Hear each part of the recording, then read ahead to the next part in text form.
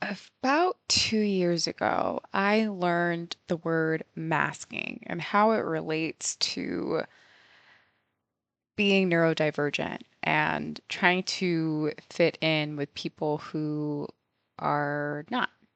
And I had heard about autism, I heard about ADHD, I heard about being neurodivergent, but never in my wildest dreams did I ever feel like I would be on that spectrum.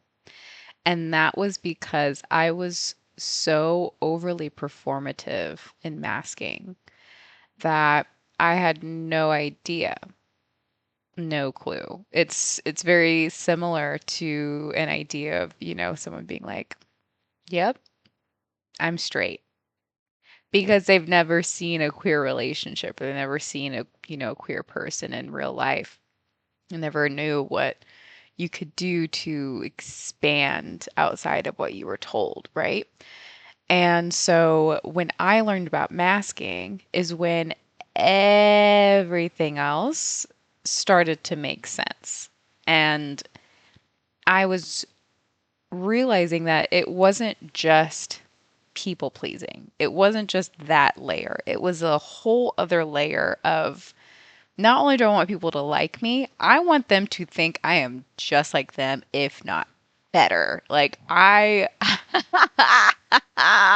laughing even though I was bawling my eyes out a few hours ago.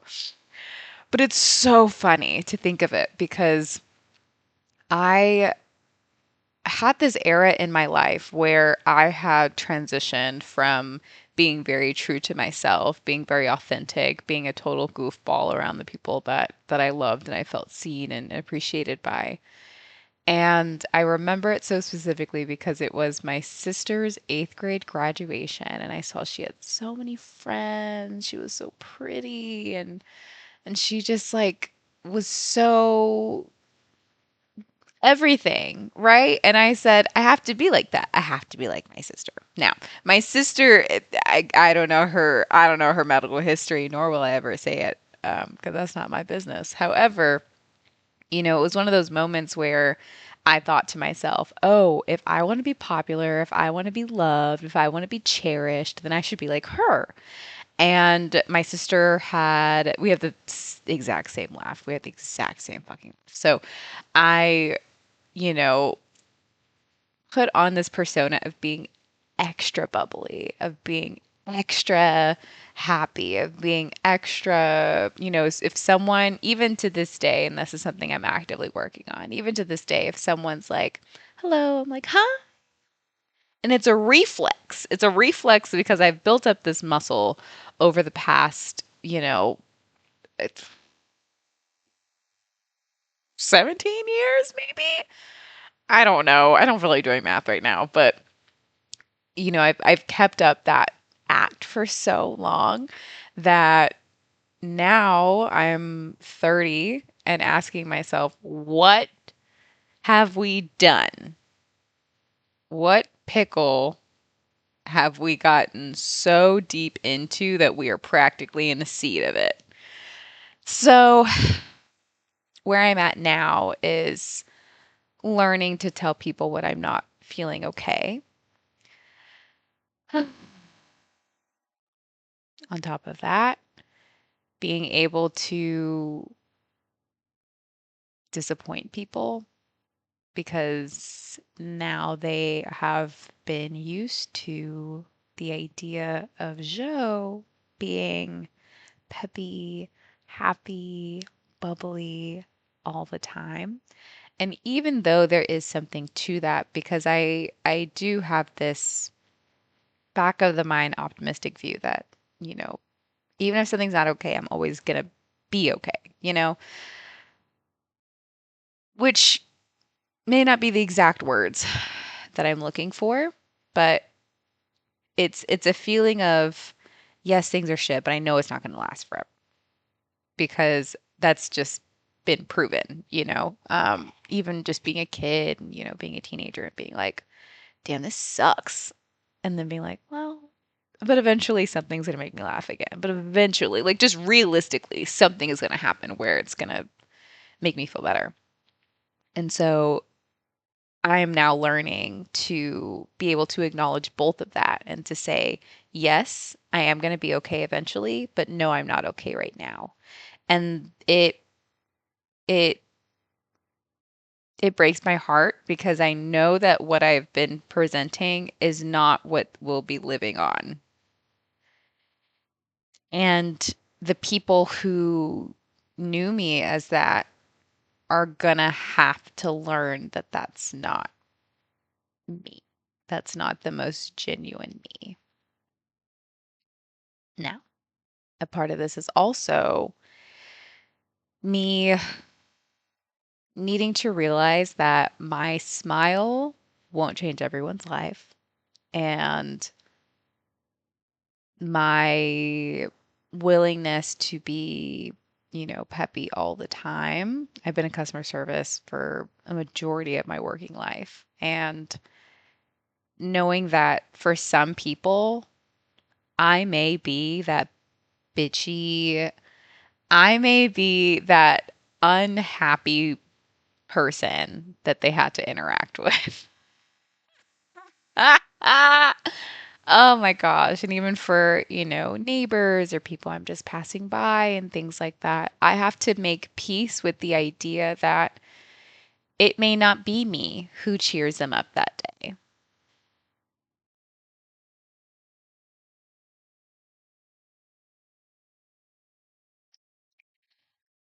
And that's hard because I got my degrees in sociology and political science. Now, if I went back, I would have probably done something serious and something fun. However, I did two serious things and I put a lot of pressure on myself because I recognize that our world needs help and because I recognize that there are ways that we can help each other. But I also have to know that it's not just me out here with the spirit that I have because I'm adapting to the idea that, yeah, I may have a blank face, I may have an emotionalist face one day, but it doesn't mean that there isn't something still inside of me that is worth not being counted out. Does that make sense? There's something inside of me where even if I don't express, if I don't overly emote, maybe there is still something in me that can still help someone even when I'm not faking it.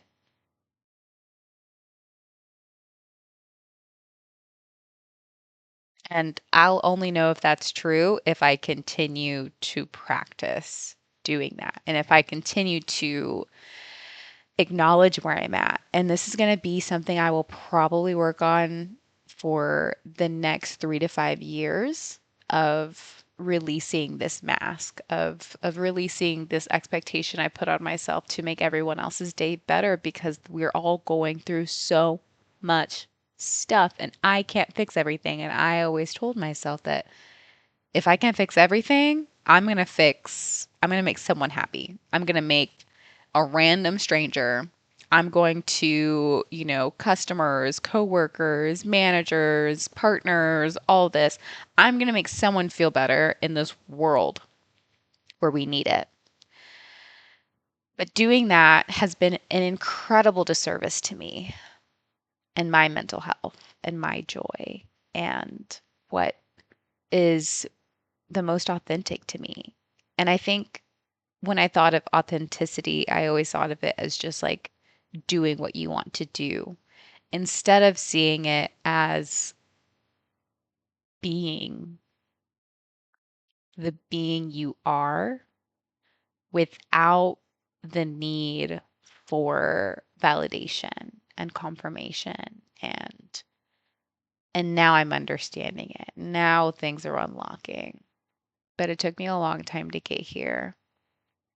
And so I'm very grateful for knowing what masking is and was and how it plays a part of my life. Once I learned about masking, that's when I started to look into autism and being like, shoot, maybe I do have this. And sure enough, once I started to release this mask, once I started to engage with this idea that maybe I'm not okay all the time, maybe I'm not okay all the time, is when my sensory sensitivity, that aspect of autism, each sector has a spectrum. And for me, my sensory sensitivity on that spectrum heightened. It really did, because I was now aware that I was like, "Oh yeah, that this is this is something I most likely have." And it's just everything else started making sense of why I look away a lot when I'm thinking or when I'm processing. And I remember being like this little when we would get in trouble after my parents stopped giving spankings for getting in trouble. We started getting these really long lectures. I mean like 1 to 2 hour lectures in my parents' room, just talking about the thing we did wrong. Talking about the thing we did wrong. And my dad hated it when I would look away. Like, he was just like, no, you need to give eye contact. So I learned to stare and give eye contact and couldn't hear or comprehend anything. So maybe these conversations were maybe like 20 minutes. Who knows? But for me, it was like an hour, 2 hours. I spent the whole night in these rooms, right? Just like talking and talking and talking about what happened and why I did it. And, I'm grateful that they took that aspect instead of doing spankings, like it was ancient times. Just kidding. It's not ancient. People in today's age will be like, yeah, well, back when I was in school, they would give me spankings. I'm like, okay, in school? Dang. Anyways, but it was just, again, one of those things where I was able to recognize that, oh, there were always signs, even being quiet. I remember when I was young, I was just like really quiet. I was really quiet. I was really observant. And when I loved something, I loved something. I had these little rainbow sandals and I wore those things everywhere. And then even masking gender identity on top of it. I was such a tomboy. And I remember my sister's graduation was when all that changed. I was like, oh, let me wear makeup and let me do this and let me do this. And oh my God, I lost myself so deep in the struggle. And it is not my sister's fault. It's not. It's never been her fault on that end. It's something that I looked up to and I idolized, and I was like, well, I have to be that in order to survive, high school. And it was a survival technique for me because I remember being in 6th grade when my sister was graduating, and I was like, dang, I'm about to go into middle school. Like, it's a whole different beast. We're about to be in a whole different school. This is a whole different situation. So I am really, really grateful that now, all these years later, things are making sense. I'm understanding things, and acknowledgement is the first step. Therapy is the second, which is great. 1, 2, done. However, now I'm in the spot where things get tricky and my true colors are showing. And AKA, therefore, the people around me, their true colors are showing because they've been used to something and now they have to reacclimate because I am reacclimating. I am acclimating and they are needing to reacclimate. And so at times I want to run away. I want to move. I want to like go to the Netherlands. I want to be in Paris. I just want to start over. And what I'm recognizing is if I continue to try to run, this thing is always going to follow me. These expectations are always going to follow me. So until I set clear expectations and clear boundaries and acknowledge and tell people straight up who you knew is not this all the time. I get happy. I get ridiculously happy. I can turn into a child in a candy shop SeaWorld aquarium quick for the right things. Quick. I will turn into a 4-year-old so quickly. However, I also need them to understand that that is not something that will be consistent and it will not be constant. So, with that being said, I hope that if you are listening and if you've made it to the end of this message, that you see or start to see pieces of what you have been masking, whether that be neurodivergency, whether that be your gender, whether that be your, your loves, like if I would have gone back to college, I would have done, sociology because I love sociology, but I would have done sociology and dance. I would have done sociology in theater. I would have done sociology in singing. I would have done sociology in music. Like I would have done so much different if I didn't feel like I had to be something else to be. So I hope you leave with that you don't have to be something to be. You be, and you're going to be okay. Because I'm going to be okay. Honestly, I'm probably going to be better. I'm probably going to be better. Thinking about not being happy all the time for everyone else makes me so happy. I feel like I have like energy. Like I just felt like this, like this, like it reminds me of like Christina Aguilera genie in a bottle, like those drapes in the back with the beads on them. Like it just feels like it's going upwards. It feels good. So I'm excited to know what this next chapter is going to be like for me, and I'm excited that I'm documenting it so I can go back on all this one day and be like, dang. So yeah, I hope you all have a really good rest of your day or your night. Um, I hope we all learn to burn the masks that we have put on to survive and to thrive. Because we thought we were gonna thrive with them and we didn't. It's like going into war and you have this freaking helmet on. Like, yeah, you're probably gonna be more protected, but you can't see. You can't see. I couldn't see. I was protected. I was protecting myself, but I couldn't see. So in the end, I died. I died. I got. And now is the time that I come back to life. And about time. And luckily I have people around me or that I can seek out, even just being on the internet. There's so many people. There's so many people who can help us with so many different things. We think we're alone and we're not. We think we have to pretend and we don't. We don't. We don't. We don't. There's so many. You know how the people say like, "Oh, if you lose someone, if you break up with someone, there's more fish in the sea." It's the same thing for our friends. It's the same thing for everything else. There's so many people on this planet, and we think that none of them are going to love us.